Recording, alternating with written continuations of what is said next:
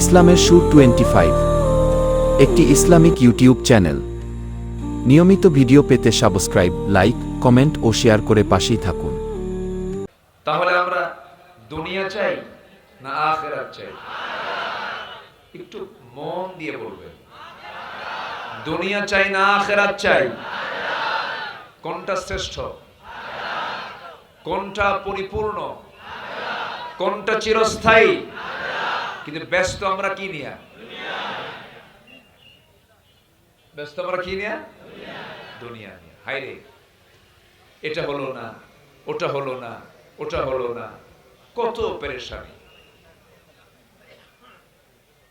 আমার বন্ধুগণ, আবার আল্লাহ তাআলা বান্দা কি চাই তিনি বলে দিয়েছেন, বান্দা দুনিয়াও চাও আখিরাতটাও চাও। যারা পারেন সঙ্গে আমার সঙ্গে ঠোঁট মিলিয়ে বলুন, রব্বানা আতিনা ফিদ দুনিয়া হাসানাতাও ওয়া ফিল আখিরাতি হাসানাতাও ওয়া কিনা আযাবান নার ওয়াজআলনাল জান্নাতা মাআল আবরার। জোরে বলুন আল্লাহু আকবার। আল্লাহ তাআলা, তুমি আমাকে দুনিয়ার হাসানা দিয়ে দাও, আখিরাতের হাসানাও দিয়ে দাও। দুনিয়াটা সুন্দর করে দাও, আখিরাতটাও সুন্দর করে দাও। দুনিয়াতে যার জীবনটা ইবাদত দিয়ে সুন্দর হয়ে যাবে, দুনিয়ার জীবনটা যার নামাজ দিয়ে সুন্দর হবে, যাকাত দিয়ে সুন্দর হবে, আল্লাহর পথে দান দিয়ে সুন্দর হবে, রোজা দিয়ে সুন্দর হবে, পর্দা দিয়ে সুন্দর হবে, হালাল রুটি রুজি দিয়ে যার জীবনটা সুন্দর হবে, এই দুনিয়ার সুন্দর যার হয়ে যাবে, হাসানা যার হয়ে যাবে, আখিরাতও তার জন্য সুন্দর হয়ে যাবে। তাহলে দুনিয়াটা সাজাবো আমরা অন ইসলাম দিয়ে না ইসলাম দিয়ে? অন ইসলাম না ইসলাম? আমার দেশে বসবাস করে ইসলামের বিরুদ্ধে কথা বলে, আর যারা ইসলামের বিরুদ্ধে কথা বলেছে তারা এই 16 বছর আমাদের তালিকা করেছে। এখন সময় এসেছে আমাদের তালিকা তৈরি করা। আমি জাহাঙ্গীরনগর ইউনিভার্সিটির সামনে দিয়ে আসতে নিয়ে মনে হলো আমার সেই ইতিহাস, ঘৃণ্য একটা ইতিহাসের কথা। মানিক সাংবাদিকদের ডাক দিয়ে প্রকাশ্যে দিবালোকে 100 নারীকে ধর্ষণ করার পর সেঞ্চুরি উদযাপন করবে, সাংবাদিক সম্মেলন করে সবাইকে জানান দিয়ে সেখানে আবার মিষ্টি বিতরণ করেছে। একটি শিক্ষাঙ্গনকে কলঙ্কিত করেছে যে মানিক, তার কোনো বিচার কিন্তু বাংলার জমিনে হয় নাই। এরকম বহু জঘন্য রেকর্ড এই জমিনে আছে না নাই? আসতে বলবেন না, আছে না নাই? আছে। আরেকজন মানিক, শামসুদ্দিন মানিক, ও বিচারপতি। কি বিচারপতি? এটা আমার নামে, এই মানিক আমার নামেও লিস্ট করেছিল। 116 জন আলেমের তালিকা করেছিল, এর মধ্যে আমার নামটা যে সে খুঁজে পাইল কেমনে জানি না। যাই হোক, আমার নামটাও দিয়েছিল। ফলাফল কি হলো? ফলাফল হলো সে ত্রিপুরা হয়ে দিল্লি যাবে, কিন্তু সিলেটবাসী তাকে একটু আপ্যায়ন করে দিল। মেহমানদারি খুব ভালো হয়েছে, মাইট তো খাইছে, বিসি শুদ্ধ আউট হয়েছে। এই লোকটার মুখে আমি হাসি দেখিনি কোনোদিন, হাসে না। যারা হাসে না তাদের বউরা যে থাকে কেমন আমি বুঝি না। যে মহিলার স্বামী হাসে না, আমার তো মনে হয় সে মনে মনে কয় এটা মরবে কোনদিন। সম্মানিত ভাইয়েরা, ওরা করেছে আমাদের তালিকা, আমরা করব এখন ওদের তালিকা। ওই সমস্ত কুলাঙ্গার যারা এই সমস্ত রেকর্ড করেছে, আমার মা বোনের ইজ্জত নিয়ে তারা সিনেমিনে খেলেছে, তাদের কাছে ইউনিভার্সিটির ক্যাম্পাস নিরাপদ ছিল না। ঢাকা ইউনিভার্সিটির মহিলা ক্যাম্পাসগুলো, মহিলা আবাসিক হোটেলগুলো ছিল ওদের কাছে সবচাইতে অনিরাপদ। এই ঘৃণ্য রেকর্ড যারা করেছে, ধর্ষণের সেঞ্চুরি যারা করেছে, ওদেরকে প্রকাশ্যে ধরে ঝুলায়া মেরে ওদের রক্ত, মাংস, হাড়, হাড্ডি কুত্তা বিলাই দিয়ে খাওয়ানো দরকার ছিল। রাজি আছেন কারা কারা? হাত উঁচু করে দেখা।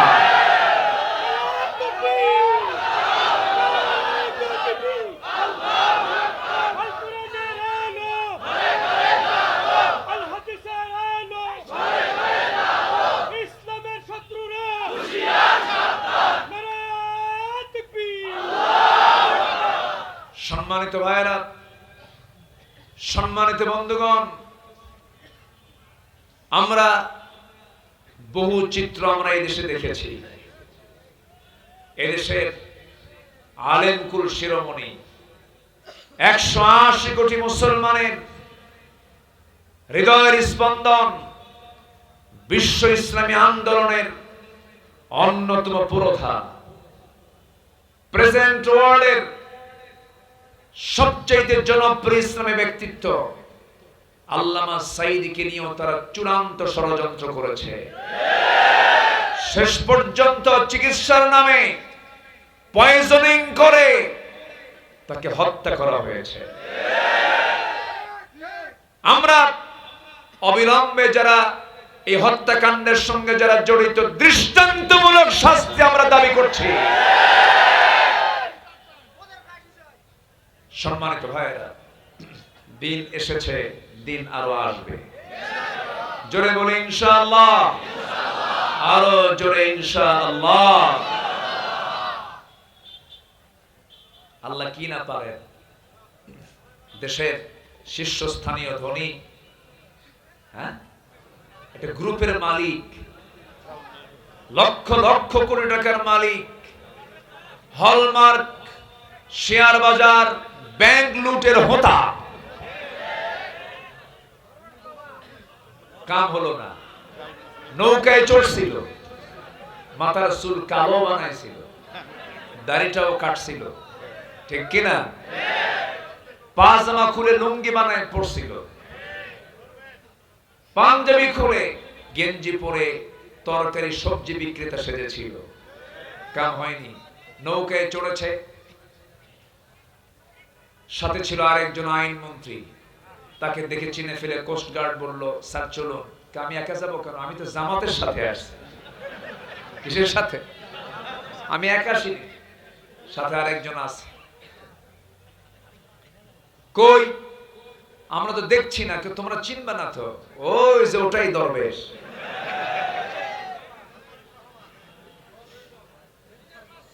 সম্মানিত ভাইয়েরা, সম্মানিত বন্ধুগণ, যুগে যুগে যারাই জুলুম করেছে তাদের অবস্থায় ফেরাউন, নমরুদ, হামান, আবু জেহেলদের পরিণতি হয়েছে।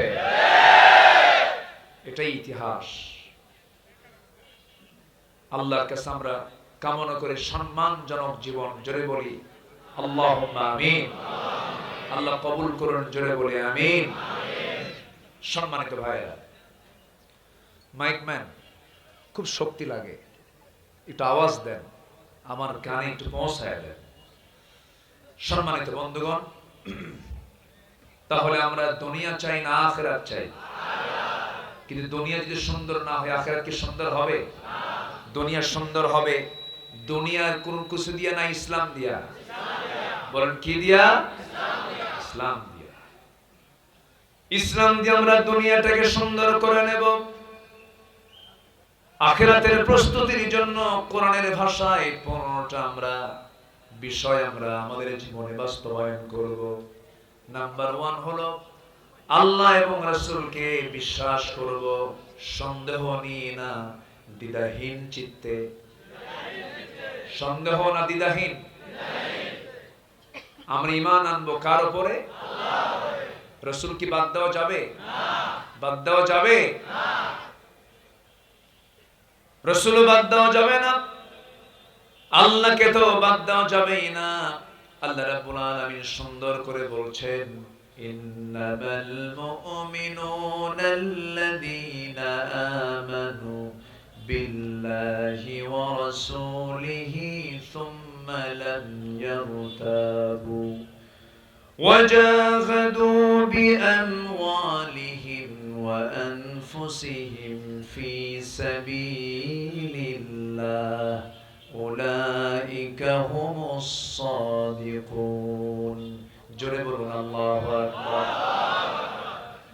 আল্লাহ রাব্বুল আলামিন প্রকৃত মুমিন কারা তাদের পরিচয় তুলে ধরতে নিয়ে দুটো বিষয় তুলে ধরেছেন এই আয়াতের মধ্যে।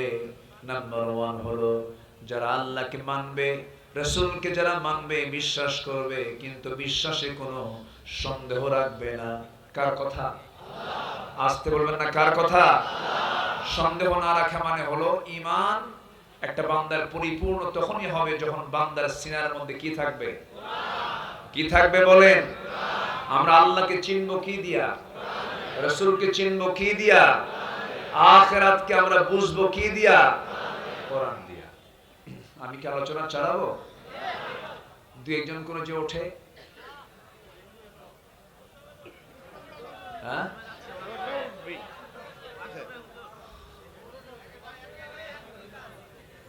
না, একটু বসেন, একটু খেলাফ হয়, কত সময় কত দিকে চলে যায়। যদি কোনো বান্দা জানতো যে এই জায়গার বরকতটা কি, এই জায়গার বরকতটা এখন এত পরিমাণ বরকত, ফেরেশতারা, অসংখ্য ফেরেশতারা আল্লাহকে বলেছেন, আল্লাহ এই সমস্ত বান্দার গুনাহগুলো মাফ করে দাও। চতুর্দিকে ফেরেশতারা দাঁড়ায় গেছে, আমার আপনার আমল থেকে আল্লাহ তাআলা গুনাহ মাফ করে নিতে চান। এজন্য এই বরকতময় জায়গা থেকে আল্লাহ যেন কাউকে বিনা কারণে না উঠিয়ে নিয়ে যান। জোরে বলি আমিন। আরো জোরে আমিন। আরো জোরে আমিন। তাহলে আখিরাতের প্রস্তুতি নেওয়ার জন্য 15টা কাজ আজকে আমরা শিখে যাব। নাম্বার 1, আমরা ঈমান আনবো সন্দেহ নিয়ে, না সন্দেহ মুক্ত? ঈমান আমরা আনবো। রাজি আছেন তো? ইনশাআল্লাহ। সবাই নামাজ পড়ি তো নাকি? মানে পড়বেন ইনশাআল্লাহ বললেন যে সবাই নামাজ পড়ি তো? বলি আলহামদুলিল্লাহ। জোরে বলি আলহামদুলিল্লাহ। আমার দেশ এমন একটা দেশ, মুসলমান কোটি কোটি, 18 থেকে 20 কোটি মুসলমান মানে কি বিশাল ব্যাপার। কিন্তু মুসলমান মাত্র নামাজ পড়ে 5%। কত পার্সেন্ট?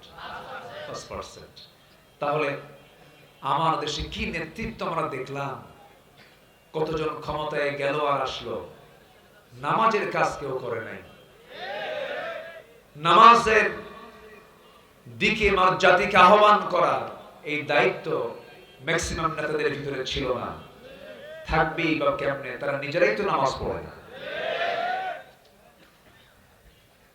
যে দলের ভিতরে নামাজের কর্মসূচি নাই, যে দলের নেতাগুলো নিজেরাই নামাজ পড়ে না, দলীয় জনসভায় গিয়ে জোহর যায়, আসর যায়, মাগরিব যায়, জনসভা চলে, নামাজ চলে না। যুবকরা যে নেতা তোমার হাতে মদের বোতল তুলে দেয়, অস্ত্র হাতে তুলে দেয়, জিনার জন্য নারী তুলে দেয়, সব দেখেছি আমরা, আর দেখতে চাই না। ওই সমস্ত নেতৃত্বের মুখে আমরা জুতা মারি, থুতু মারি। কারণ আমার আখিরাতকে অবশ্যই ঠিক রাখার দরকার, সবার পরে না সবার আগে। নামাজ পড়তে রাজি আছেন তো? একা না জামাতে? বুঝে না না বুঝে? জেনে না না জেনে? জেনে বুঝে সময় মতো নামাজ পড়তে হবে। ওই লোকের মতো পড়লে হবে না, না বুঝে পড়লে হবে না।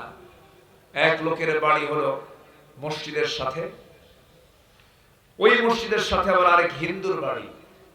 হিন্দু লোকটা প্রত্যেক দিন মসজিদের সামনে দিয়ে যায়, ইমাম সাহেব রুকু থেকে দাঁড়ানোর সময় বলে সামিআ আল্লাহু লিমান হামিদা। হিন্দু লোকের চিন্তা হলো প্রত্যেকটা দিন আমি ইমাম সাহেবের মুখ থেকে একটা মহিলার নামে শুধু দোয়া শুনি, এক মহিলার নামে দোয়া করে, আর কি মহিলা নাই? তার ভিতরে একটা সন্দেহ জাগলো, তেই হামিদা মেয়েটা কার মেয়ে? কাকে বলবে? তারই প্রতিবেশী ডাক দিয়ে বলল, ভাই তোমাদের ইমামের হলোটা কি? প্রত্যেকটা দিন শুধু এক মহিলার নামে দোয়া করে, হামিদা হামিদা হামিদা। হামিদা মেয়েটা কার মেয়ে?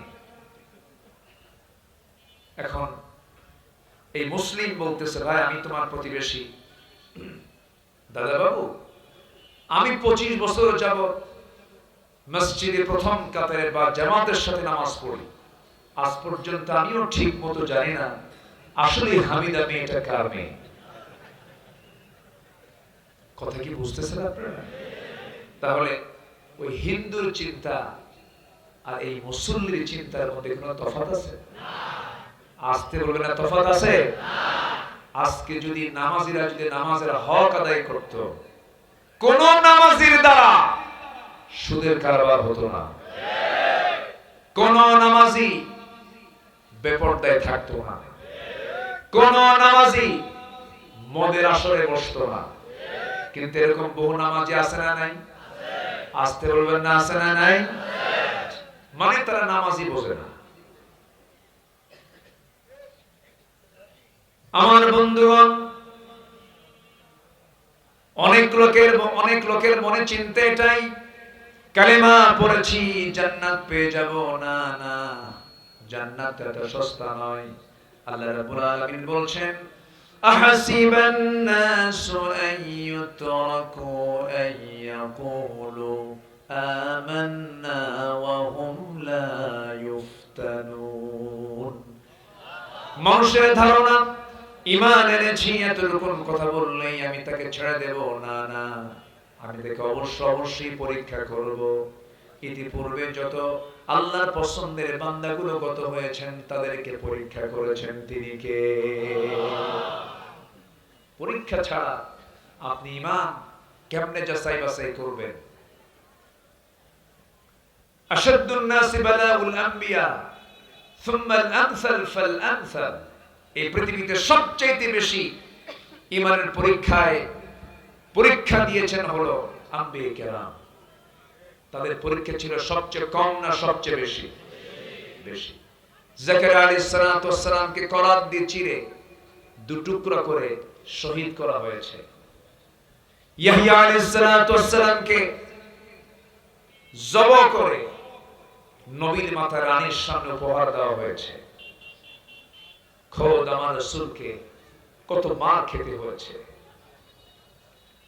মক্কার মানুষ রাসূলকে মেরে রক্তাক্ত অবস্থায় ফেলে রেখেছে।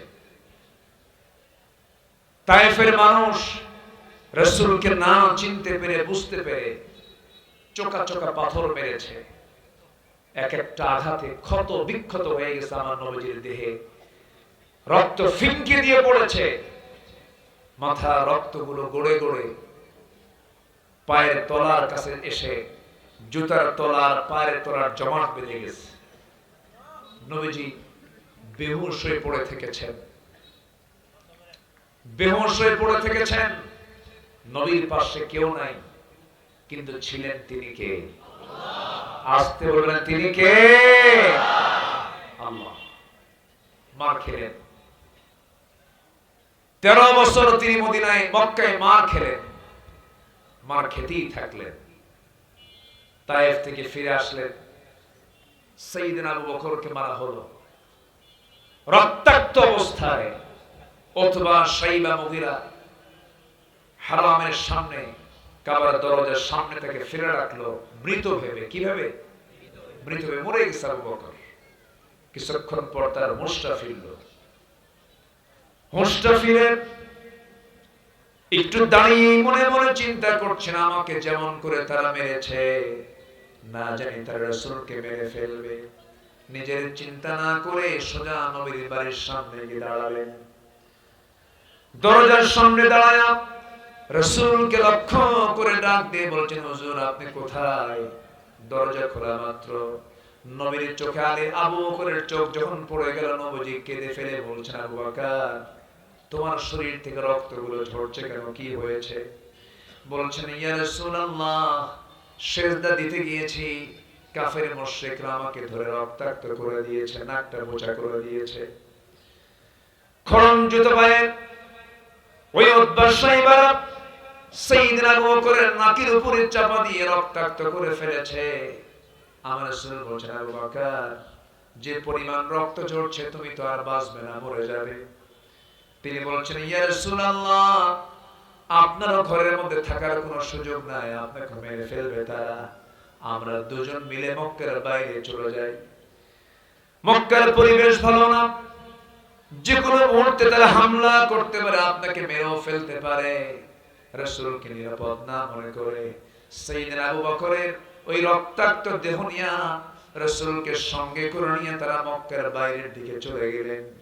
প্রচন্ড ক্ষুধার্ত রাসূল, প্রচন্ড ক্ষুধার্ত হচ্ছেন আবু বকর। আমার নবীজি মেষপাল খুঁজলেন, উটের পাল খুঁজলেন, কোন পাল পেলেন না। ছোট্ট একটা ছাগলের পাল দেখতে পেলেন, ছাগল পালের সামনে গিয়ে দাঁড়ালেন। ছাগলের রাখালকে ডাক দিয়ে বলছেন, রাখাল রে একটা ছাগি দেবে নাকি? ছাগিটার দুধ দহন করে দুধটা আমি আমার বন্ধুকে পান করাবো। যে পরিমাণ রক্ত ঝরেছে আমার বন্ধু মারা যাবে, দেখো তো দয়া করে আমাকে একটা ছাগি দেওয়া যায় নাকি? রাখাল বলছে, আপনি কি? আমি আপনাকে চিনি না, ছাগলগুলোর মালিক তো আমি নই। আমি যদি আপনাকে ছাগি যদি দহনের যদি আপনাকে অনুমতি দিয়ে দেই, মালিকের সম্পদের খেয়ানত হয়ে যাবে আমার, আমি পারবো না। আমার নবীজি মুস্কি মুস্কি হাসি মেরে মনে মনে চিন্তা করছেন, আহারে এই মরু অঞ্চলের মরু ছাগলের রাখালের ঈমান নাই, কিন্তু ঈমানের যে গুণটা সেই গুণটা আছে। খুব খুশি হয়ে গেলেন। এবার নবীজি বলছেন, রাখাল বড় কোন ছাগি আমাকে দিতে হবে না, ছোট্ট একটা ছাগি দাও তো। সেই ছাগিটা আমার দারুণ প্রয়োজন, আমাকে ছোট্ট ছাগি দিলেই হবে। রাখাল মনে মনে চিন্তা করে আর মনে মনে ভাবে, লোকটা পাগল নাকি, ছোট্ট ছাগি দিয়ে কি করবে সে? নবীজির হাতে যখন ছোট্ট ছাগি দেওয়া হলো, নবীজি হাতের মধ্যে নিলেন, দুই পায়ের ঠিক মাঝখানে রেখে ছাগিটার পিছনের দুই পায়ের মাঝখান বরাবর ওলান বরাবর দুটো হাত রাখলেন। ছোট্ট ছাগির গোটা ওলানটা দুধে ভরপুর হয়ে গেছে। আমার নবীজি এবার বললেন, রাখাল আমাকে একটা বাটি দাও।